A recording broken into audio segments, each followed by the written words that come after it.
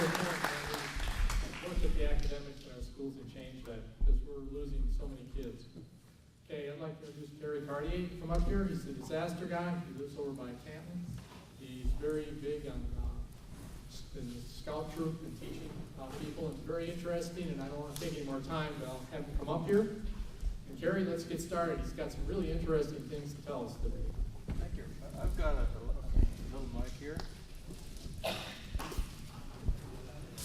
I'm re-elected, I can work with the Russians more easily. Okay, you can hear me, Dan. You know, the Tyler School District, that's something very interesting to me. I lived in Alaska, and in Anchorage, Alaska, where there's a school, they have an area around it where you're supposed to slow down. They call it a school zone. And when I came to Tyler, I drove through the Tyler Independent School District, and I noted that they have an area around the schools where you're supposed to slow down. And the sign says, slow children.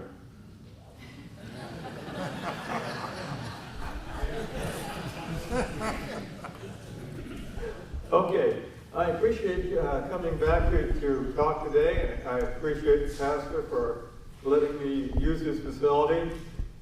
One of the dumb questions that I get is, what is a group of political conservatives interested in having some guy talk about emergency preparedness and disaster survival? And I said, well, it doesn't really matter what your politics were if you don't survive. So today I've been asked to speak on water and food and self-defense. I'll start off by saying that next to air, water is the most important thing you're ever going to have. And your bodies are literally full of it. I have something that I've been working on for the past several years, and I've brought these to demonstrate. This is a water pasteurization indicator. Basically, it's a little tube with some fish line attached. And if you look, there's a little piece of green wax in there. Well, that little piece of green wax will melt at 149 degrees Fahrenheit. That may not sound like anything significant, but if your water hits 149 degrees for 5 minutes, that water is drinkable. You've killed most of the things in it that can kill you. So I decided that since these are hard to get, I brought them along. I'm going to take this one, and I'm going to suspend it in this water, and I'm going to heat the water. And what we'll do is watch that little piece of wax melt. Isn't it great you came to lunch so you could watch wax melt? Next week we're going to watch corn grow. So this is water in my wife's Pyrex measuring cup. Got it out of the kitchen. It's kitchen water, not bathroom water. And I'm putting the little wappy in there. Have you ever heard of an immersion heater? You use this to make tea, right? When you're on a trip. When you drop it out, it also makes very neat things happen. So let's see if we can just set that there. I'm going to plug this in.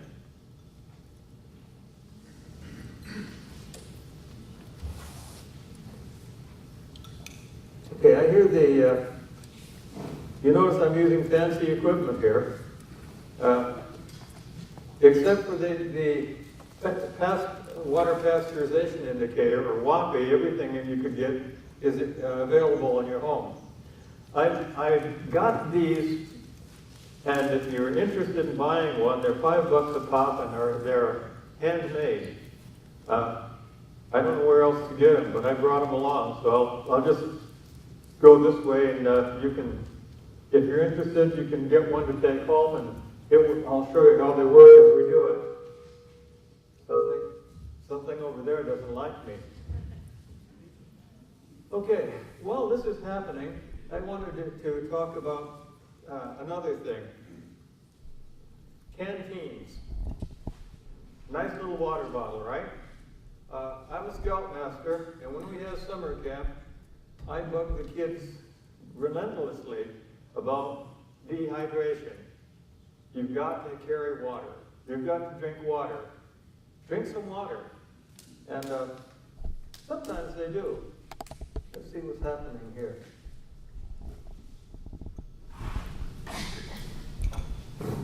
Tell you, I should have used hot water instead of cold water.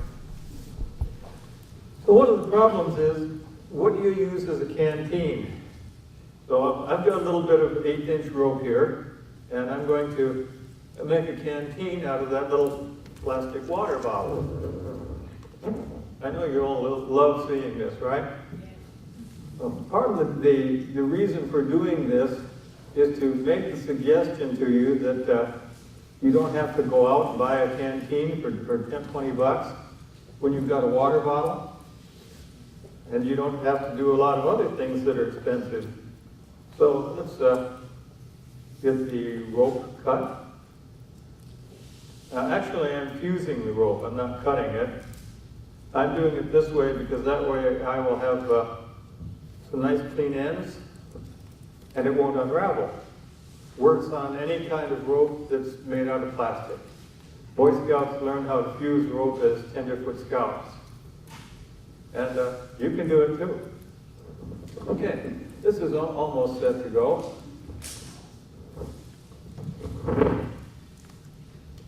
I'm going to put a knot around here. The knot is called a taut line hitch. And if you notice, I'm looking at you instead of looking at the knot. If you're a scout leader, you have to be able to do this in the dark. It's the only way you can put a rope on a Boy Scout when he's not looking. Now the taut line hitch works by tightening it up like this. Then I'm going to go around the other side and put another one on. You know why I'm using the taut line hitch? It works best when you're trying to make the rope tight, but you don't necessarily want to have the rope have a possibility of really getting loose. Okay, here we go. Okay, 2 taut line hitches, and I've got a canteen. You're supposed to clap and say, wow.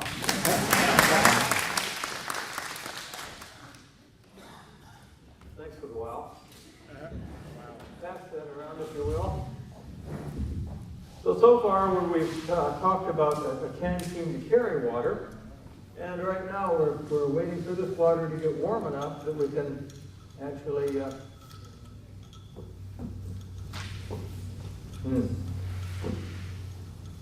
the wax to melt. The wax has melted. Okay. The wax is melted. I'll take the heater off. It's gone down into the bottom of the tube. And once it's melted, that's the key. 5 minutes after this melts, that water is safe to drink. Now, it's pasteurized. It's named after Louis Pasteur, the French genius who figured out about germs. If you drink pasteurized milk, that milk is pasteurized by heating it to 160 degrees for 15 seconds.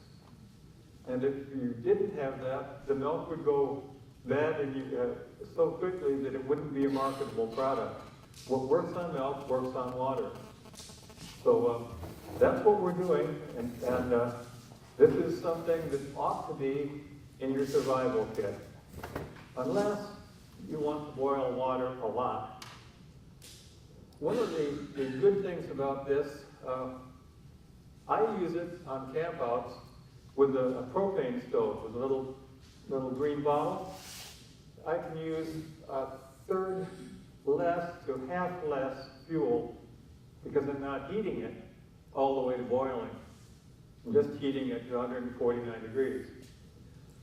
Okay, let's talk a little bit more about water. It is possible to heat water up in bottles like this by putting them in the sun with a black background. And if you make the bottle black, it'll absorb heat. The problem you have is that you don't know how much heat it has absorbed. And the idea they say is to put it out in the sun and it will get up to 160 degrees and be pasteurized. The reason I don't trust that is I can't take my finger, press it against the bottle or put it inside and say, oh, that's 163 degrees. So I go with the Wapi instead because it will only melt when it reaches the right temperature. But you don't need to boil water, you just have to get it to 149 for 5 minutes or 160 for 15 seconds. Let's talk about where you're going to get water in an emergency. Let's say the power is off, you still have water pressure. What do? Well, the first thing you do is fill up everything you've got that holds water. You're going to need a gallon of water per person per day. And you fill up pots, pans, anything you've got, including the bathtub if necessary. And once that happens and the water pressure drops, once your water pressure drops to zilch, you're thinking, uh-oh, no more water. Well, that's not true. Where are two sources of water in your house that you have anyway? Water heater and toilet. Exactly. That's the toilet tank, not the toilet bowl. I was told to be explicit. Okay, the toilet tank may have water that is drinkable, but if you've ever used one of those blue chemicals in there to sanitize your toilet, it's not going to be drinkable. And if it is in there, you'll still need to heat it for safety. Let's talk about your water heater. Let's say your power is off, the water pressure is down, and you're saying, I've got 60 gallons of water in my water heater. You do. Go turn off the breakers for the water heater, even though the power is not on. If it's a gas water heater, go turn off the gas. Why? Because you're going to drain that tank. Has anyone ever read any novels by Mark Twain? Yes? Do you know what he did before he was a writer? Riverboat pilot. He was a riverboat pilot. And what powers the riverboats? Do you know? Steam. So how do you make steam? You put water in a boiler and you make it very hot and it comes out steam, right? Would it work, instead of using a regular boiler for a steamboat, to just take a regular old water heater, drain all the water out of it, except what little won't come out, have the power come back on unexpectedly, and have that stuff go into steam? And you could be a riverboat pilot. Or you could be dead. Or you could take part of the house with you. But however it worked out, it'd be one heck of a story, wouldn't it? And it'd be a nicer story if you didn't have to tell it or it happened to somebody else. That's the essence of adventure. So I'm saying that after you drain the water out, let's say the power does come back on and you do get water pressure. Turn the water on and fill your tank again. Then turn on your power or gas. Because then you'll be heating something other than just enough water to make steam. A water heater is not really a very good boiler. And the way to find out is to let the water that's left in the tank heat into steam and blow up. Okay, let's talk about another source of water. If you have a house that has normal plumbing and goes all over the place, your water pressure may be down, but you should be able to get a couple of gallons actually out of the water in the pipes of your house. And you do that by opening the cold water and hot water taps that are highest and farthest away and getting it out of the lowest one until all you get is a dull gurgle. And That way you'll have every drop of water that you have available. All right, you need to have 3 gallons of water a day for drinking. If you cook something, you'll need more water for it. I've got here these wonderful little 2 liter bottles, and they're just ideal for water storage. You even can drink the stuff that comes in it. I keep these here with the idea that if I need it, I'll fill those bottles up pretty quickly. And if I don't, well, they can sit in a little plastic container for quite a long time. If you're going to pasteurize these, well, not pasteurize, disinfect these, you can use Clorox bleach.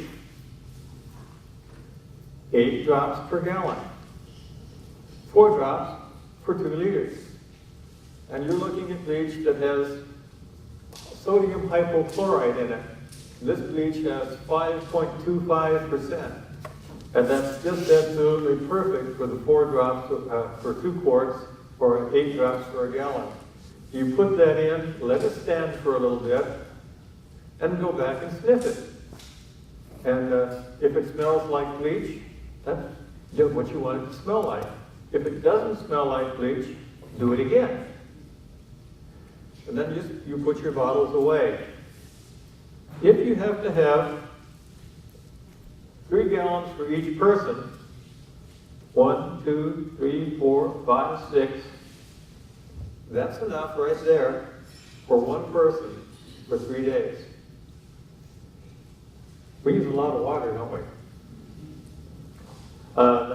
And when we do this, by the way, we use a little trick at our place. We date the water bottles, and that way we know how long ago we filled the water. The water is something very neat. It doesn't really degrade, but it's the universal solvent, and it will pick up stuff that you wouldn't believe out of the containers you put it in. Glass containers are good, except when you drop them, they break. And the plastic ones that have the little triangle on the bottom, or the PETA type of plastic, those are just about perfect for water. Okay, let me ask any questions with water before I go on. Okay, I'm doing really good, I guess. Let's talk about food. This is where the fun comes in, because I noticed that all of you ate. It's almost like an addiction, isn't it? I have here, I'm going to step behind that. I have here some foods that we would use in an emergency. And the basic idea that I have is a real simple one. In an emergency, keep it simple. If you want something that you have to cook, get something that is really easy to cook. And incidentally, if the power goes off and you have a freezer or things in your freezer or your refrigerator, you might get a chance to invite the neighbors over to the barbecue before everything goes bad. And you won't be eating this stuff. So let's talk about the quick and easy stuff after the barbecue. I've got some Knorr chicken and broccoli. Yum. And this chicken flavored pasta sides. It doesn't have any real chicken in it. It's chicken flavor. And this has shrimp flavor. That's easier, I think. And that way you won't say, what's it taste like? No, it tastes like chicken. No, it tastes like shrimp. My son is a martial artist. I wish he were here, he'd really like this. This is Kung Fu noodles, also known as ramen noodles. Some buttery style mashed potatoes. And what do all these things have in common? Water, yes. And to cook them, you have to boil them, right? So if you have water that you haven't disinfected, you'll be disinfecting the water while you cook. Interesting, huh? I think it is, because that means soups and hot chocolate and stews and ramen noodles disinfect themselves. Okay, I've got some other things in here.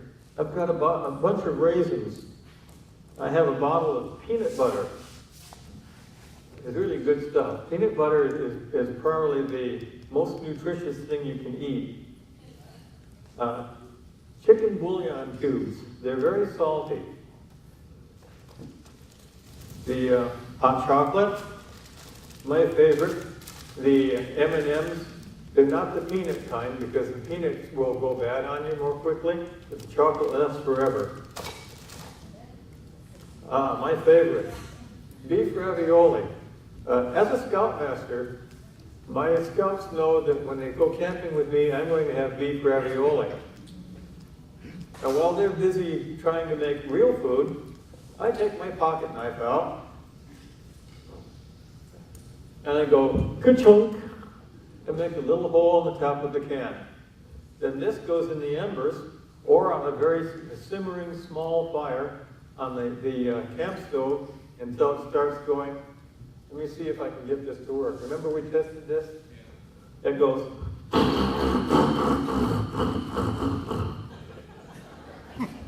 Did that come out okay? Oh, thank you. It's amazing what you get into when you start doing presentations in public, isn't it? Anyhow, when it starts spitting juice, and you know it's warmed up, and I can open this can with the little handy-dandy can opener I carry on my keychain, little P38 military one, and I'm eating while they're still trying to cook. The difference is, I know what I'm eating. And the other difference is that I like it. Okay, I also have Vienna sausages here. I don't know what to say good about Vienna sausages, except they last a long time.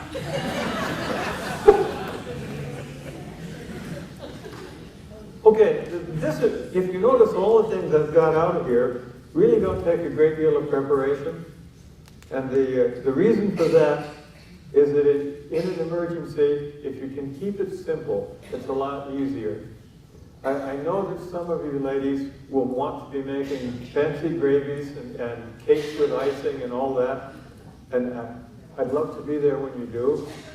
But when the power is out and the only thing you can do, assuredly, is boil water, even a guy who's an ex-bachelor like me can do that. And I can throw the mashed potatoes in, and I can throw the ramen noodles in. I can even throw the shrimp scampi noodles in, and it comes out like real food. My wife doesn't think so, but she's seen me cook before, and she sits down with a kind of skeptical look on her face, but I can do this stuff. You watch. Okay. If you're doing foods that are like that, one thing you didn't see is that every one of these packages is dated.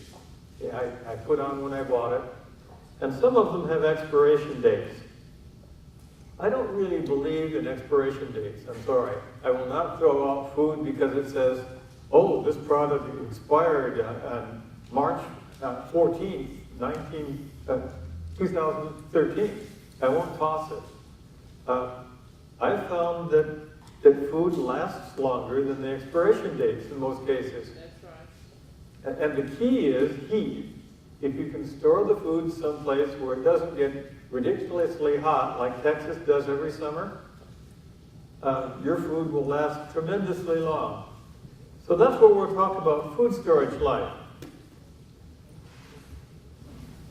This is a can of oats. It weighs 3.5 pounds. It's got the little label on it because I canned it myself. You get a big 50-pound bag of oats, you get the cans and you clean them out, and you use the canner for number 10 cans and it seals the top on them. This is just wonderful. These oats should be good for 30 years. I'm not that good. I'm like 30 years. I'm 66. What do you expect? See. This is organic soybeans. I wondered about that organic thing. You know, I haven't eaten any food yet that wasn't. But these are soybeans. You know what you can do with soybeans? And the calm settled over the audience.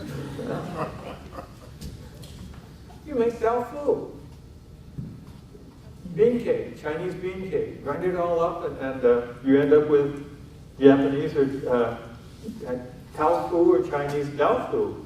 And it actually tastes pretty good. You know what to do with the oats, right? Feed them to the horse. Okay, so let me give you some storage lines.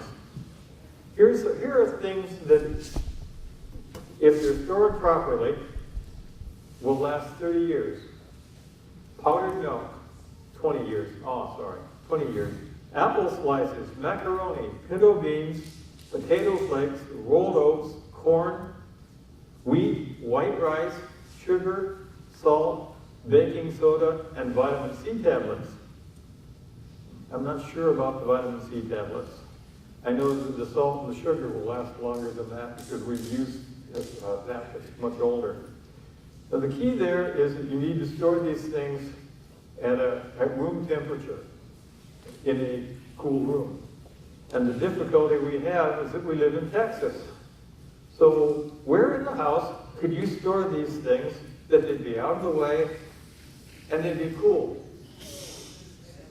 Say that again. Under the bed, right. Now, what if your bed frame is just too short to put those under? Raise it up a little bit, yeah. Or put them on their side, you know. They actually will go on their side. These are number 10 cans. They're 1 gallon. Do you know how long it takes to go through 1 gallon of oats if you're eating them for breakfast? A lot longer than you'd think. And the soybeans take even longer. And by the way, these sheets I'm working from, you can find them on www.disasterguy.com. They're all free downloads. There's nothing on that site that is for sale. Also, aren't we going to have those available? Explain how that will work, would you? They'll be added to our website. I think Becky will put them up there. What did he say? Keep them up there for a while. Because there's 12 sheets that is much more detail on what he's going to add. Yeah, I can't do 12 sheets in an hour and read these all off and give you all the details. I'm sorry. I just can't talk that fast. And I was born in New York. It's amazing. Okay. Any questions on these foods? Where did you get them at? I bought okay, I'm a Mormon.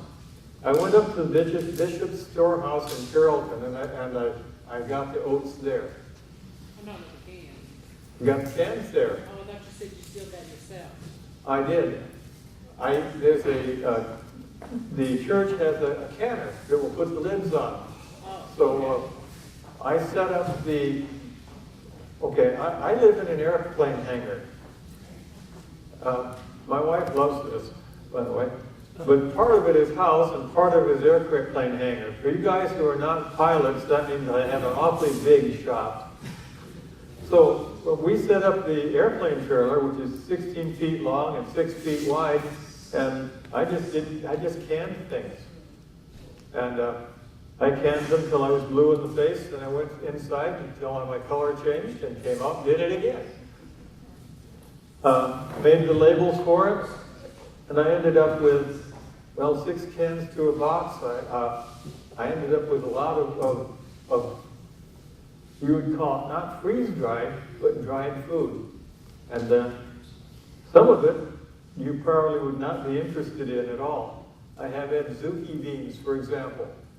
Those are the red beans that the Chinese use. They're sweet, and you can make sweet bean flossies with them, or smoothies. My daughter loves that. With all the amount of adzuki beans we've got, she has a lifetime supply, maybe 2. We have soybeans. oats, wheat. I have quinoa, Quinoa. It's a grain from South and Central America that's 20% protein. And when you cook it, it's very bland, kind of like white rice, but it tastes pretty good. And if you're not going to get your protein from eating animal flesh, you can get it from quinoa if you happen to have it. And I've got some. Even know how to cook it. All right, I was asked if I would talk about MREs. So I brought some MREs.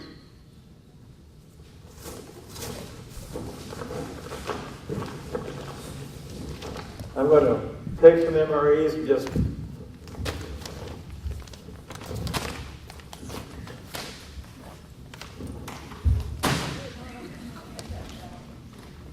boy, you guys are good.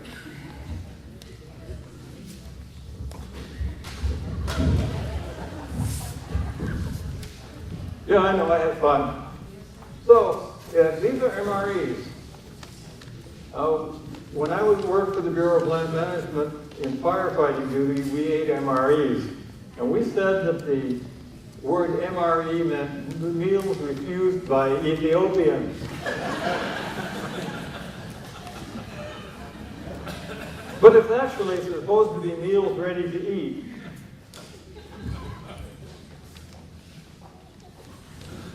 You know, there's a story. When I was a kid, my mother would always tell me to clean your plate because there are starving children in Ethiopia. And if they got some of the MREs, they'd probably be dead by now. Some of these are actually pretty good. These came 12 meals to the box, and I'm holding meatballs in marinara sauce, I guess it is, made from chicken and beef. Doesn't say what parts, kind of like McDonald's, you know. So these aren't real MREs, though. The real MREs are military. And you can't get the military MREs, supposedly, because the U.S. government said, no, you can't sell those to civilians. There must be some difference between civilian and military stomachs, and the only difference that I notice is that civilian stomachs protrude a little more. But since you don't get the real MREs, you end up with different companies producing MREs, and this company does a pretty fair job. It's SurePack. One of the things that they include with these are the heaters for the MREs. The heaters really work neat. You take this little cardboard box with the MREs and you open both ends.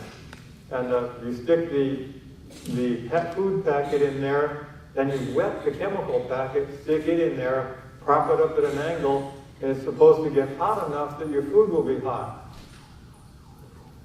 Sometimes it works. If I sound skeptical, it's because I'm skeptical. Now, let's talk about storing MREs. This box I got in 2009. It is still edible. I tried it. I'm still here. But what they say on MREs also will apply to any other foods that you store. Temperature is the key. So it works like this. If you store them at 50 degrees, they're good for 60 months. If you store them at 60 degrees, they're good for 48 months. If you store them at 70 degrees, they're good for 40 months. So if you put these puppies under your bed, they're good for 3.5 years. It's good because the slab under your bed should be about 65 degrees, right? So 80 degrees, 36 months. 90 degrees, 18 months. Now we get into the real short stuff. 100 degrees, 6 months. 110 degrees, 2 months. 120 degrees, 1 month. These puppies don't last long in Afghanistan. Texas is not as hot as Afghanistan, but one of the things that we do have is summer heat. So if you're going to buy MREs, take them out of the silly box, put them underneath your bed. Put them on the floor. And that'll be the coolest spot in your home. By the way, these packages aren't dated. Date them with a nice felt tip marker. And if you want to have a way to remember all this about how long they're good for, go to the website and look up MREs and just download it. Any question on MREs? We'll have questions on things we'll ask in a few minutes whenever you're ready. Oh, okay. Well, I've got one other thing I wanted to mention on food, then we'll go into self-defense. I guess I can't ask the question I'd like to ask. I was going to ask, how many of you use dentures? And have you raise your hands, but I guess I won't. So, I'm going to make a presumption that, bearing in mind that there are some people who are older than I am out there, not very many of them I noticed, but I'll make a guess that some of you use dentures. If in a real emergency situation, you stepped off this and the dentures fell out and they cracked on the pavement and they were in more pieces than they're supposed to be, you know you can't put them together with model airplane glue, right? You tried that? Oh, okay. I'm just wondering, okay? So the question is, if your dentures are broken, how can you eat? Because if your dentures are broken, you're just not going to be able to take any solid food, right? All right. You know the old meat grinders that you attach to the table like this and crank them like that? They also work for baby food grinders or elderly without dentures grinders. One of the things that I did was to take one of those grinders and I cut the handle off of it. And the handle on the side, I took that off, and I cut the base off that screwed to the table and sanded it down on a big grinder that I've got. So I ended up with something that looks like a cup, except it has little points sticking out where the handle used to be, and I made a little wooden handle that stuck on there. It looks kind of like the bottom of a clarinet with a handle. And it goes into my here. Nope, I don't have dentures. What I can do with that is if someone who does have dentures goes along with us and there's a break, I can grind up their food for them so that they can stay alive. If you have dentures and you don't have a way to grind up food in an emergency, you might be starving in the midst of what plenty is there. All right, any questions on food? If you have unprotected food, you put the lavender in there in little bags and it'll keep the weevil away. No bugs. Okay, he said that the lavender oil will work to keep weevils away from unprotected food if you put it in a plastic bag. The buds. The bud? The lavender buds. Lavender bud. Okay, thank you. By the way, if you're interested in lavender oil, I know somebody you could go talk to. I have here, I'm going to get into self-defense for a minute. And Pastor, I did not bring a gun. So the question was, what could I do that would talk about self-defense and be actually valid? So I brought a potato gun. If I can get it out of here. There we go. Isn't that beautiful? You push it into a potato like this, pop, and it's loaded. And then you squeeze it, and the air pressure shoots the little piece of potato out. And you say, well, what good is that? I'll tell you in just a moment. Has anyone watched the prices of ammunition in the last month or two? Okay. If you don't have ammunition now, you probably aren't going to get very much of it. So the question is, what do you do so you can practice? Or how would you teach someone to use a pistol? My daughter wanted to learn defensive shooting. So I said, okay, come over. And I got a potato gun. And I said, this is a potato gun, Ariane. She says, Dad, are you okay? I said, yeah, you're going to learn to shoot. So I made a man-sized target and got her about 3 feet from it. And I said, I want you to hit the middle of that target. Okay? Before I go into this, let's talk about shooting. I'm not going to hit Joanne, so you're safe. But I was told when you're learning to shoot, what you should do is have a proper stance. You should hold the pistol in whatever hand is your dominant hand, cup it from underneath, draw gently, aim, and fire. Is that what you were taught? Okay, if Joanne were charging me from her location, she could have killed me in the time it took me to go through that routine. Right? See? She is dangerous. It's not just in Austin. So what I taught my daughter was, instead of doing that routine, you go like this. You notice my forefinger? My forefinger is pointed in the direction that I'm going to be shooting. Did you know that you can point your finger, and if wherever you point, if the barrel is pointed about the same way, the bullet's going to go that direction? Isn't that great? Bang, bang, bang. Bang, bang, bang. So I used to teach women to shoot, and I said, don't worry about the sights. Just point your finger and hold your finger along the side of the barrel. So why do you have to hold it along the side of the barrel? I needed to pull the trigger with. I said, yeah. You needed to pull the trigger with, but you carry it there because that's your safety. Well, when should I shoot? You should shoot just about when you're scared enough to pee your pants. Is that good advice? I had one of the guys I worked with come home around 3 o'clock in the morning. And he walked down the hall, and his wife was standing there with a gun on him. She said, oh, it's you, Ron? He said, yeah, it's me. And he called and talked to me the next day, and he said, you know, she didn't shoot me last night. I said she had grounds. It's nice that she didn't. He says, you taught her well. I said, yes, I tried. Well, the answer to this is a pretty simple thing. You don't shoot until A, you've identified who you're shooting, or B, if you haven't identified him or her, and that person is a threat, and C, you're about ready to pee your pants, then you D, shoot.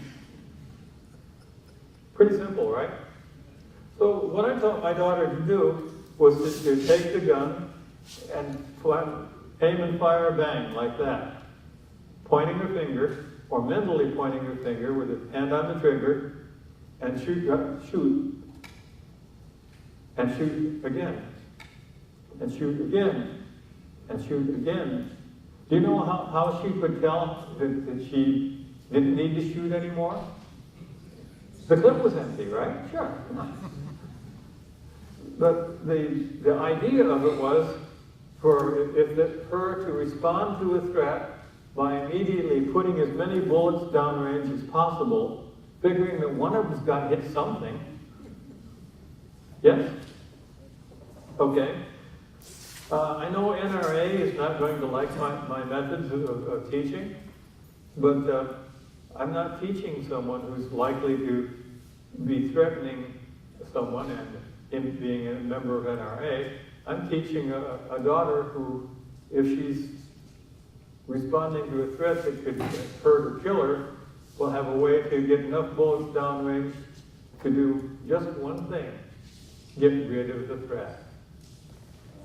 And that's what we are trying to do. You want to put an end to the threat. Now, if that person is severely injured or killed in the process, you're punching his ticket. But you're not trying to kill him. You're not trying to hurt him. You're trying to get rid of the threat. And quite honestly, if you saw my daughter with a handgun in her hand and seeing the little flames come out of the barrel, I think I would pause a minute and think, do I really want to do this? And the answer I'd have is no. I don't want to do this. I'm going somewhere else where the pickings are easier. Any questions on self-defense shooting? It's not.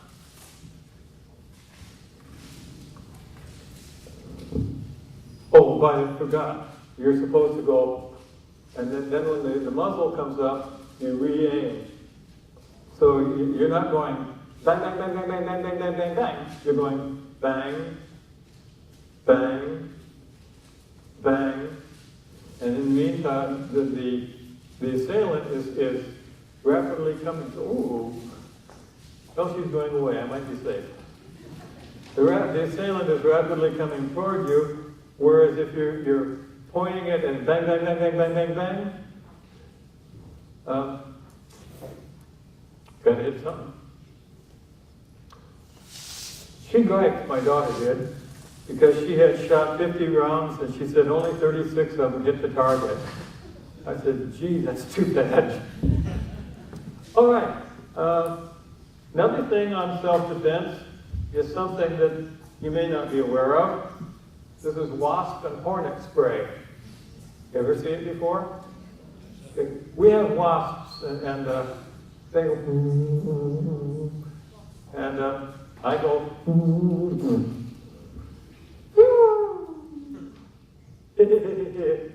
stomp. Well, what makes this stuff work? I don't know. They have some things in it. They say basically that you hadn't ought to get it in your eyes, and you hadn't ought to get it on your hands, and you hadn't ought to get it anywhere that it touches you. And this says up to 20-foot jet spray. Okay, the normal spray can goes, right? It's like a shotgun. This sucker is like a rifle. And that little wasp is out there, and you connect up with him, and he's dead. Actually, he's not dead. He's paralyzed. I think what's in here is a neurotoxin, like nerve gas. Hits the wasp. He's not after you anymore. He's busy trying to breathe. I do not know what happens when you spray this on a person's face. But if you're to the point where you're just about ready to pee your pants, it's time.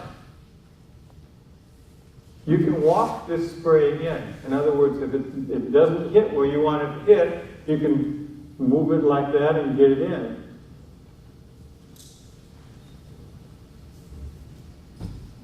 You know what a taser is? Little device that has 2 electrodes on it.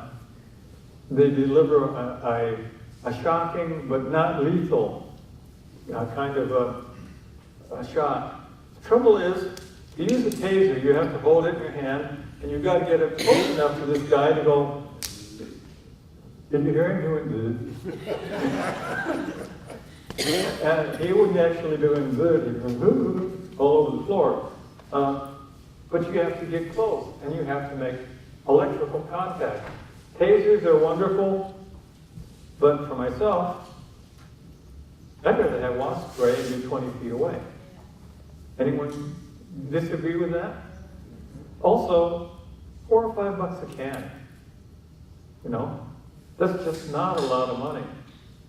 Get 2 cans, use one for practice, and keep the other one sealed up for the real thing. There's an outfit named Cold Steel. Cold Steel sells little aerosol cans for a higher price. They will fit in a purse better.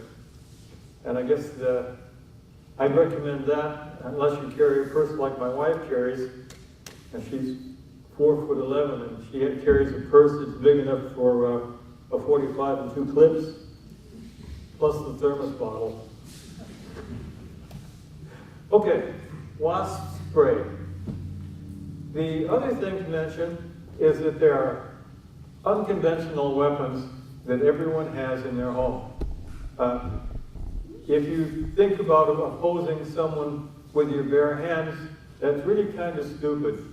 I know a lady, Sharon Niver, who had a black bear out in front of her place in Alaska, and she went out and clobbered him on the head with a 10-inch skillet.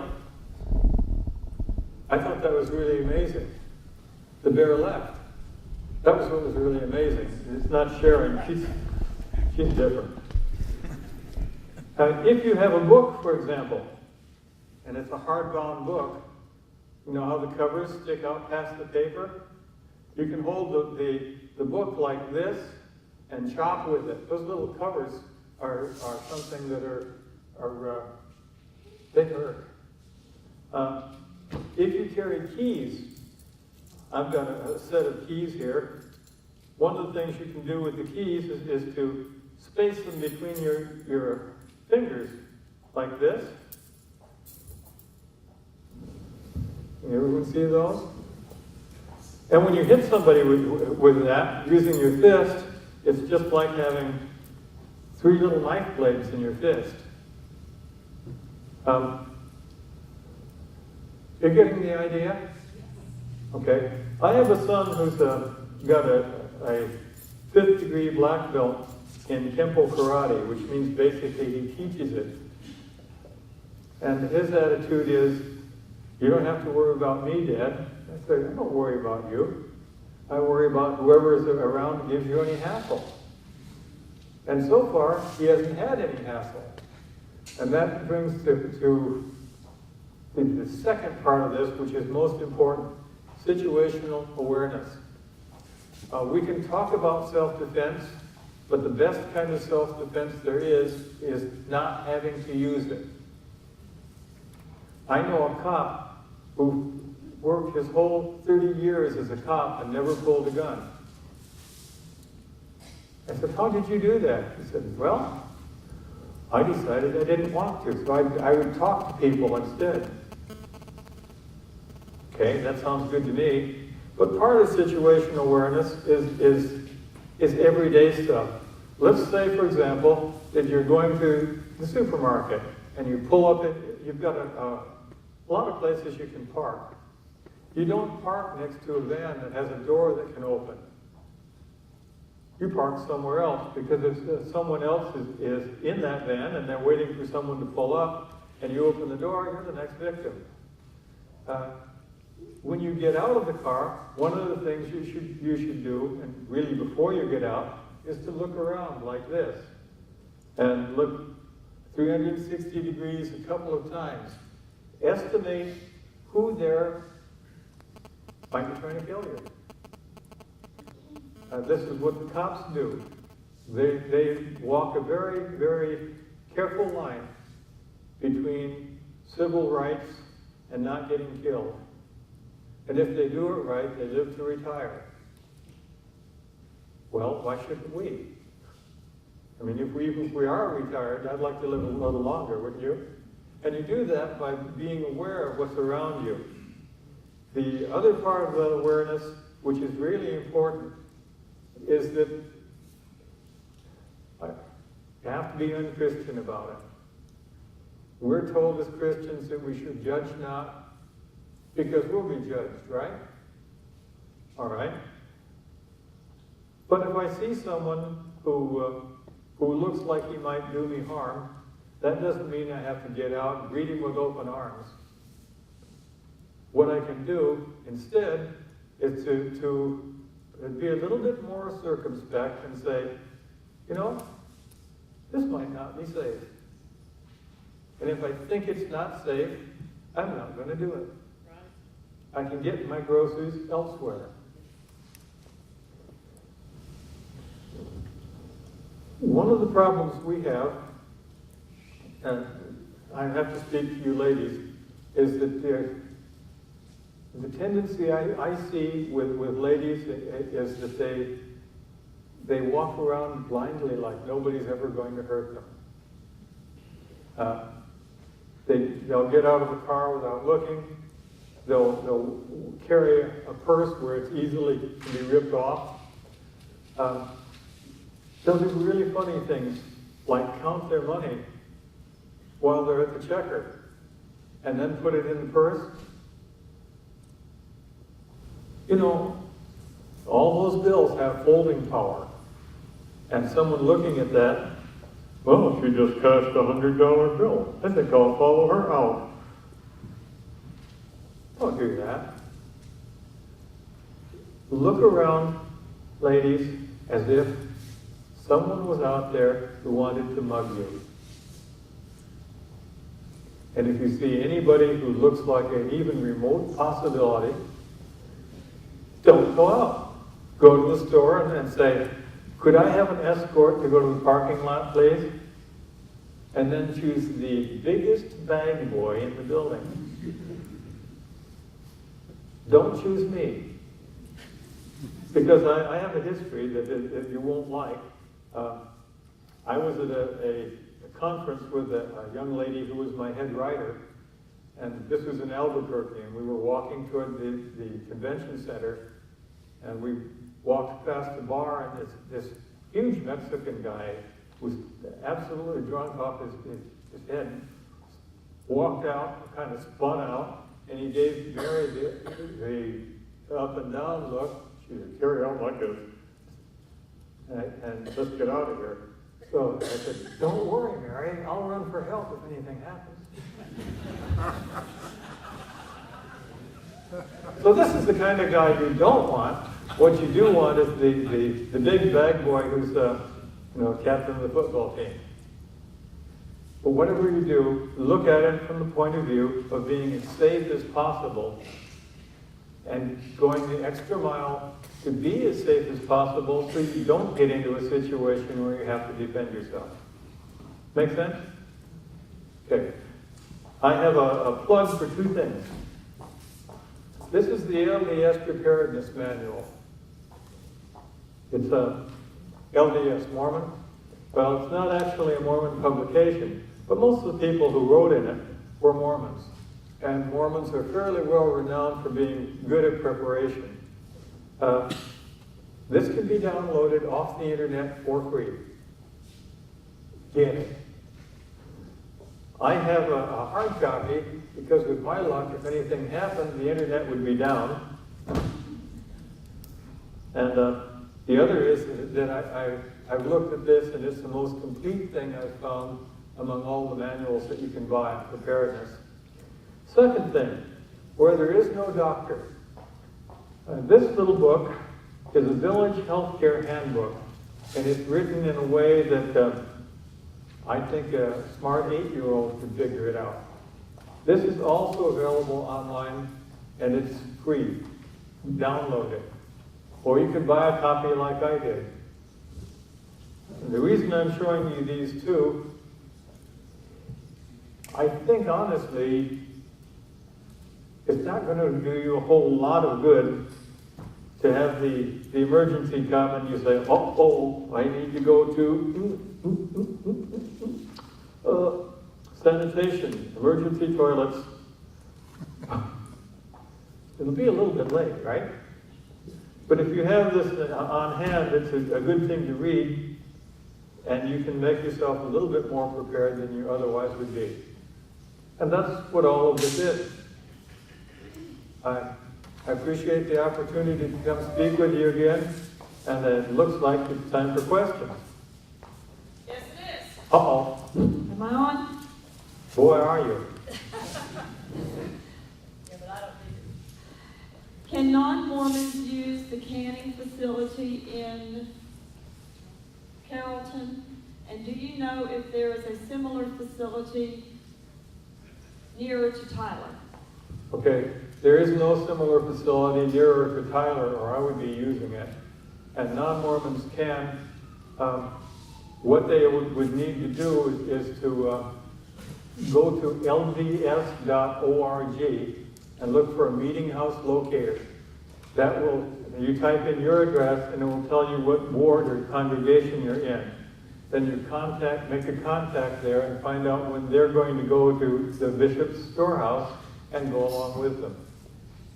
What you'll discover is that the food costs there are about half to 2/3 of what they would cost you commercially.